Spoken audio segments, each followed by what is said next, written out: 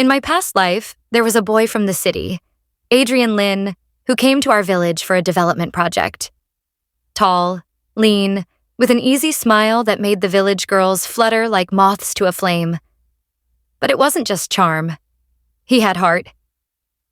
He fell for me, the quiet girl who always tied her braids too tight and followed rules like scripture. He pursued me for 3 years, 3 whole years. Every week he brought me little things. Dried mango slices, old books, even once a tin lunchbox because mine had rusted. But people whispered. They said city boys were like autumn clouds, nice to look at, but never stayed. "You'll end up alone," they warned. "He'll leave as soon as his work ends." And so, under pressure, my parents married me off to a man named Garrick Wells.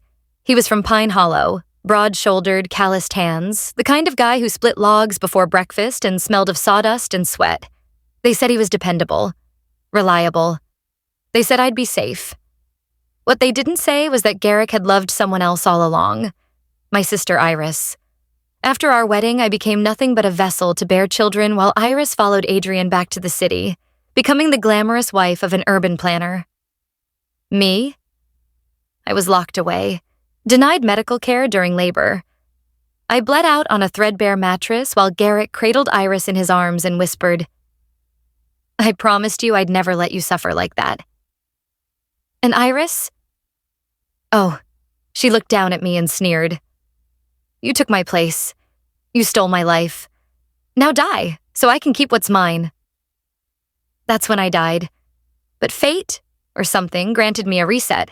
I woke up in my 18-year-old body, staring at the same damn living room walls, hearing my father, Wendell Fisher, talk about how blessed we were to be accepted by the Wells family. "This is the best match you'll ever get, Zadie," he said, calling me by my old name like it still belonged to me. "They live in a brick house. Garrick can carry twice his weight in firewood. You'll never go hungry." I looked across the table. Iris, all sweetness and honey, chirped, "He's really not bad, sis. Strong guys just look grumpy. You'll see." But I could still see her in my memories, lounging in Garrick's arms, watching me beg through bloodied lips. And when I turned to her and said, "Then you marry him," the room fell dead silent. Her smile faltered. "Zadie, what are you talking about?" I stood, spine straight, heart pounding. "I want to marry Adrian Lynn." Gasps. My mother dropped a ceramic bowl. My father went red, like a warning light. "You've lost your mind. Adrian is a passing shadow. Garrick's got land, muscle, and loyalty." I remembered the snakebite Adrian got that summer. I'd been the only one nearby. I tied the tourniquet. I carried him to safety. After that, he showed up every day, quietly, persistently. He was ridiculed, called a soft-handed flirt, but he never once looked at another girl. When he offered me sunflower seeds under the moonlight, I thought it was love's purest form. "Mom," I said gently, "you always told me love isn't food, but tell me, what's the point of eating well if you're dying inside?" Iris wasn't done.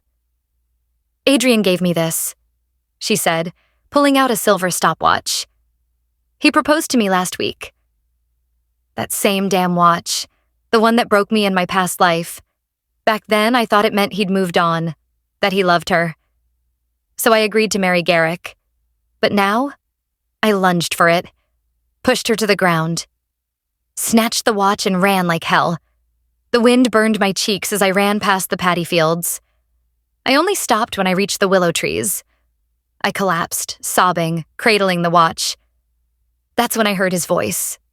Low. Careful. "Zadie?" I looked up. Adrian stood there, sleeves rolled, eyes worried. He saw my tears and hesitated, then handed me a handkerchief. Didn't wipe my face. "Just let me take it." "Are you crying because you don't want to marry me?" he asked. My breath hitched. "Number, I'm crying because I don't want to marry Garrick." Adrian blinked. "But your father said you already agreed. That's why I gave him the watch. For you." Something in me snapped. "Then let's go. Right now. Let's register our marriage." In Pine Hollow, no one cared about legal papers. A banquet was marriage. But I wanted proof.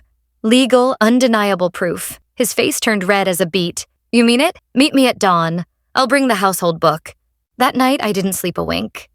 I lay in bed, wide-eyed, staring at the cracked ceiling. My parents thought my silence at dinner meant I had come around. Mama, always 2 steps behind the truth, served me both chicken drumsticks like she was offering a peace treaty. Once you're married into the Wells family, don't forget to visit, she said, already thinking of how she'd pawn off chores to me even after I left.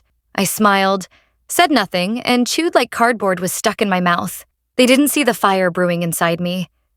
They had no idea I'd made a choice they couldn't undo. After midnight, I crept into their room. The closet creaked open with a groan loud enough to make my heart stop. I snatched the household registration book. While I was at it, I found 80 yuan and a few red envelopes, betrothal gifts from the Wells family, hidden under a pillow. I took those too. I figured after what they'd planned for me, I was just collecting emotional damages. At dawn, I went straight to Garrick Wells's place. He opened the door in a tank top, muscles bulging, a face like stone. The same face that once whispered that I was doing my duty while I bled to death. "What are you doing here?" he asked, rubbing sleep from his eyes. "We need to talk." He led me inside, sat down with a boiled sweet corn in hand like this was just another morning. "You shouldn't be visiting men before marriage," he muttered, then added, "You're not still messing with that city boy, are you?" I dropped the red envelopes and cash on his table. "Let's call off the engagement." He crushed the corn cob in his hand. "What the hell did you just say?" I looked him square in the face. I said, "My sister likes you. Let her marry you. I'm not interested." The color drained from his face. "Don't regret this," he growled. I didn't flinch. "You'll thank me later." As I walked out of the yard, Adrian, was already waiting under the neem tree with his rusted bicycle. His eyes searched mine. "Did it go okay?" I nodded and held out the household registration book. "Let's go." He looked stunned for a second, like he thought I might vanish if he blinked. Then he smiled, wide and bright. "Hop on." We pedaled into town, past the rice fields that used to feel like prison fences. At the registration office, I watched Adrian's hand tremble slightly as he signed the papers. His grip on mine was firm, warm, and steady. Afterward, he stuffed both our certificates into his jacket pocket. "Let me hold on to them, just in case your dad tries anything." He took me shopping next, bought me a floral dress with tiny lace cuffs, some sesame candy, even a tin of rose-scented face cream. Then, out of nowhere, he bought a little radio. "We didn't elope," he said, grinning. "We'll go back with everything. Let them see we're official." So we returned. But of course, nothing's ever simple in Pine Hollow. The moment we got to my house, we saw a crowd had already gathered. A whole fattened boar was tied at the gate, twitching its nose. Folks were laughing, clapping, trading gossip like candy. "Looks like we're finally going to eat at Garrick Wells' wedding feast, huh?" Someone chuckled. My name floated through the air like confetti. Zadie Fisher and Garrick Wells. A match made in... Wait, what the hell? Because that's when they saw me, walking in hand with Adrian Lynn. The whispers turned to gasps. Iris, standing next to my mother, made a beeline toward me, panic tightening her face. "Zadie, come back. You're embarrassing the whole family." Adrian stepped forward, face calm but sharp as a knife. "Enough. Say another word about her and you'll regret it." And that's when Garrick stepped out of the crowd, arms crossed, face unreadable. "I've come to propose," he said, voice like gravel. My father's grin returned like clockwork. "Well, it's a bit sudden, but..." "For Iris," Garrick said, cutting him off. The world paused. My father blinked. "Iris?" "She and I have been together for a while now. She gave me this," he added, pulling a ribbon-wrapped handkerchief from his pocket. Iris, for once, couldn't speak. She just nodded. That girl who schemed behind my back, who ruined my life last time around. She stood there, exposed and pale as paper. Adrian didn't even flinch. He simply raised the shopping bags and smiled politely. "Mr. Fisher, I'm here to propose as well. For your daughter Zadie." The air turned cold. My father's mask slipped. "You've both lost your minds." Adrian tilted his head. "Didn't you give me the pocket watch to propose with?" "Funny, it ended up with Iris. How do you explain that?" The crowd exploded. All the old neighbors who used to see my father as an honorable man were now seeing the real picture. 2 daughters promised to 2 men, only 1 household book. My dad was trying to double dip like some backwater kingmaker. My mother jumped in, trying to mend the cracks. "Let's not fight. Adrian can have Zadie. Garrick will marry Iris. We'll call it a happy coincidence." The villagers murmured, unimpressed but entertained. Eventually, the crowd dispersed, but not before everyone realized my parents' house of cards had collapsed. That night, Iris finally dropped the fake sweetness. She cornered me in our shared bedroom, eyes flashing like wildfire. "You just wanted Adrian for yourself. That's why you stole the watch. You said last time he wasn't good enough for you." I said calmly. "That's because he liked you." She snapped. "If he'd met me first, he'd be mine. He's only with you because you tricked him." So that was it. Jealousy. Plain and sharp. She wanted everything I had. Just like before. "You have Garrick now," I said. "Let's see how that works out for you." The weddings were held just days apart. Garrick and Iris went all out. 10 banquet tables, at least 3 meat dishes each, gallons of rice wine. The villagers came for the feast and whispered behind cupped hands. They called it strange, whispered of the switch. But no one dared speak too loudly. Not with Garrick looming like a mountain. Adrian wanted to throw me an even grander banquet, but I stopped him. "Why feed people who only ever spit poison?" I said, folding my arms. "Let's save the money." So we kept it small. 4 tables, simple dishes, and people who actually cared about us. Adrian didn't mind. He beamed at me the whole time, like I was the only person in the room. That night, I moved into the small cottage the village had given him as a volunteer. It had 2 rooms and a little courtyard, and he'd clearly poured his heart into fixing it up. There were new curtains, a hand-built bookshelf, and even a vanity table stocked with perfume bottles and accessories I'd never even dreamed of owning. When I opened the drawer, there were fresh toothbrushes, 2 sets of embroidered towels, and a mirror polished so clean it looked brand new. "Did you buy all of this?" I asked. He rubbed the back of his neck. "Every time I thought of you living here, I just wanted to make sure it felt like home." After dinner, he handed me a wooden box.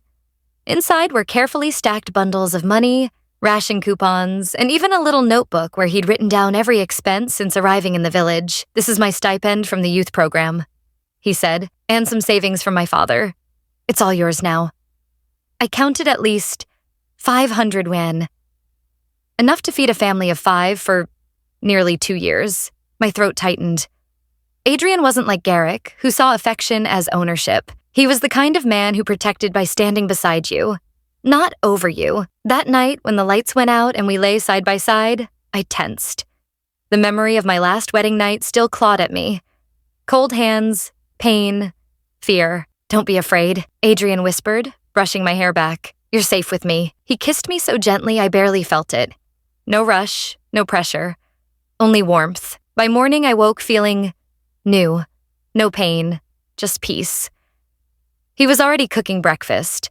Fresh buns and a pot of porridge with sweet greens. "Wifey's awake," he called out with a grin. I laughed, my heart lighter than it had been in 2 lifetimes. Then came the knock. Iris. She barged in like she owned the place, cheeks flushed and limping slightly. Her eyes swept across the room, from the pearwood vanity to the neat shelves. I caught the flash of envy before she twisted it into smugness. "What a dump," she sneered. "Our place is 3 times this size. We don't even use half the rooms." I didn't answer. I cracked sunflower seeds, cool as a lake in winter. "But hey," she added, lips curled. "I eat meat every meal now. I don't even touch the fields. Enjoy scrubbing your floor when your city boy ditches you." I nodded toward the bruises peeking from her collar.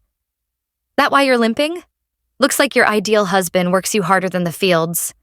Her face went beet red. "You wouldn't understand," she snapped. "This is just love. Number it looked more like control. In my past life, I thought staying at home meant being cared for. But after marrying Adrian, I realized how wrong that was. cooking, cleaning, managing chores, all while being denied affection, freedom, respect. Adrian, on the other hand, didn't make me do anything. After 2 weeks of rest, I finally felt good again. Strong. I turned to him one afternoon, nervous but hopeful. "Do you think I could work? Maybe in the fields?" He closed his book and looked at me. "Zadie," he said, "have you ever thought about going back to school?" I blinked. School? The village had one, mostly little kids with wooden benches and chalk dust. Most girls dropped out by 12. I had 2. "You're sharp," he said. "Smarter than me, honestly.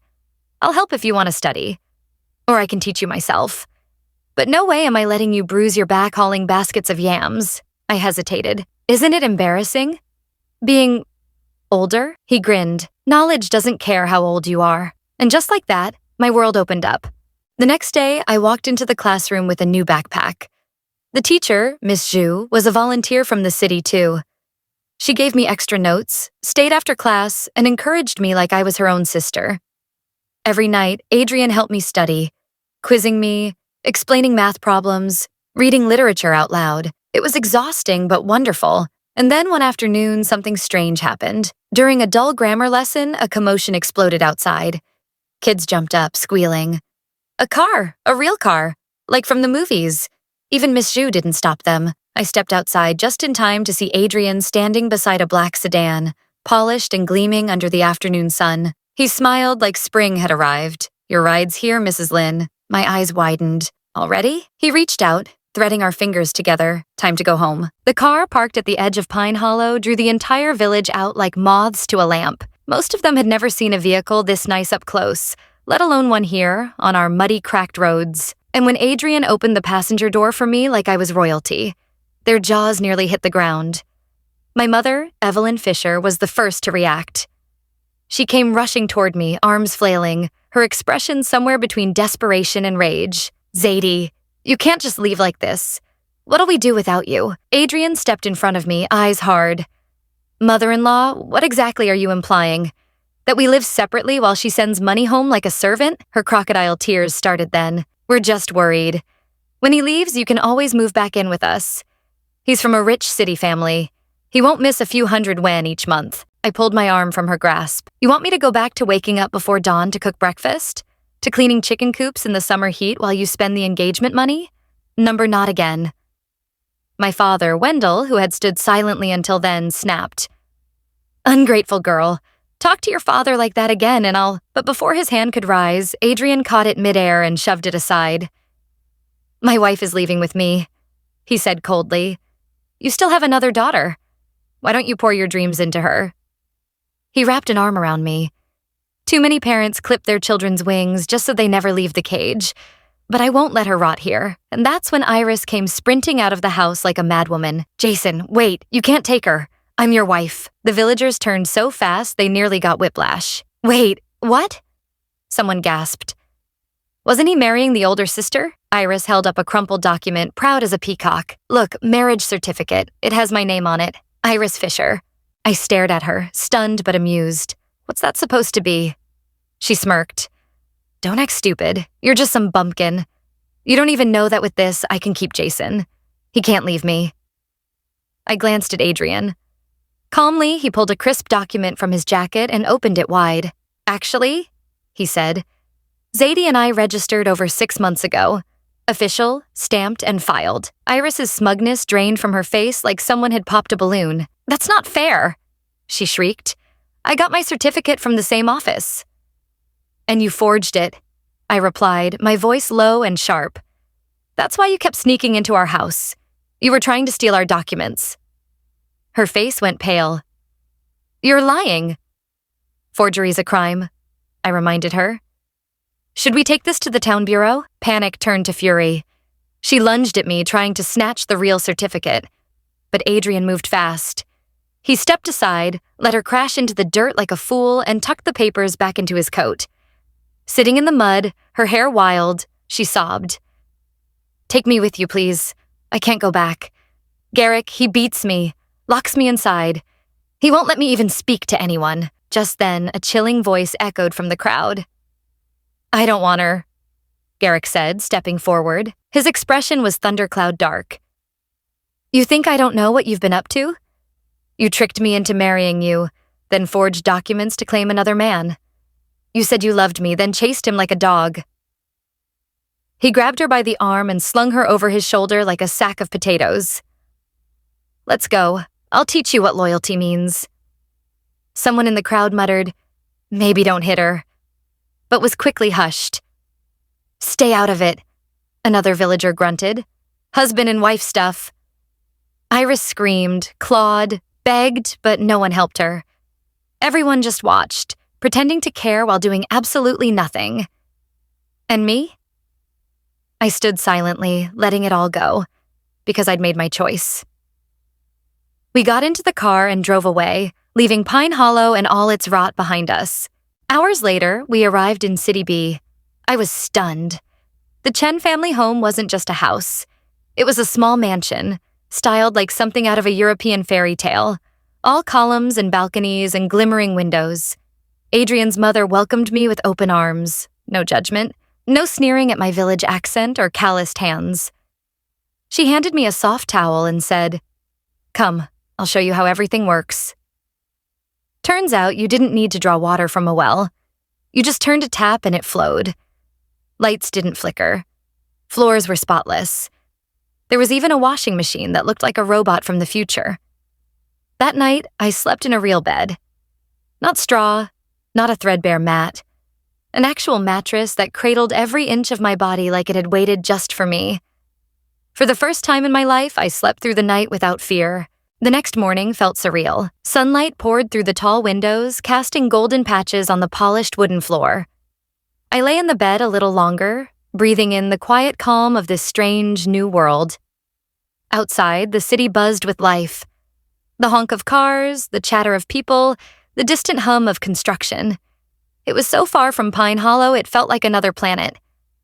Adrian knocked gently on the door before stepping in with 2 cups of steaming tea. Ready for your first real day here? His smile was warm but guarded, like he wasn't sure if this new life would really stick for me.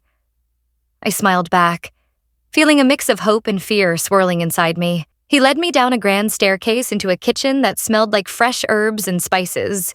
The countertops gleamed with smooth marble, and the cabinets were lined with appliances I couldn't even name. "I thought you might like to try cooking something," Adrian said. "I'll help." As I stirred the simmering pot, memories flashed. Early mornings in my mother's kitchen, hands raw from scrubbing, the smell of burning wood smoke. But here, the fire came from a sleek stove, and I didn't have to wipe dirt off my hands afterward. For once, cooking didn't feel like a punishment. It felt like a choice. Adrian's phone buzzed, breaking the moment. He glanced at it, then hesitated before answering. "It's my father," he said quietly. "He's been asking about us. I haven't told him yet." "What will you say?" I asked. "That I'm finally doing something right." His eyes met mine, full of resolve. That I'm not just another Chen who hides behind family expectations. Days turned into weeks, and I began learning the rhythms of this new life. How to navigate crowded markets where prices weren't fixed. How to dress in clothes that didn't itch or tear. How to speak without fear of being laughed at. Adrian was patient, guiding me but never pushing too hard. Slowly, I saw a new version of myself emerging. One that didn't just survive but could dream. But the past refused to fade quietly. One evening, as we returned from a trip to the city library, Adrian's phone rang again. This time, the voice was sharp, cold. His father. "Jason, you've forgotten your place. This marriage is a mistake. Send her back." I felt my heart hammering. Adrian's jaw clenched, but he didn't reply immediately. "No," he said finally, voice steady but fierce. "Zadie is my wife, and she's part of this family now." It was the first real battle of many. His father sent messages, threats veiled thinly as advice. But Adrian stood firm. And for the first time, I understood what true partnership meant. Standing side by side, facing storms no one else could see. One night, we sat on the balcony overlooking the city lights. I rested my head on his shoulder, breathing in the cool night air. "Do you think they'll ever accept me?" I whispered. He kissed my forehead gently. "They will. or they'll regret the day they tried to break us. I closed my eyes and felt a fierce kind of peace settle in me. Pine Hollow was behind me. Its dirt roads, its bitter voices, its cage of expectations. Ahead was a vast, uncertain horizon. But with Adrian, I was ready to fly.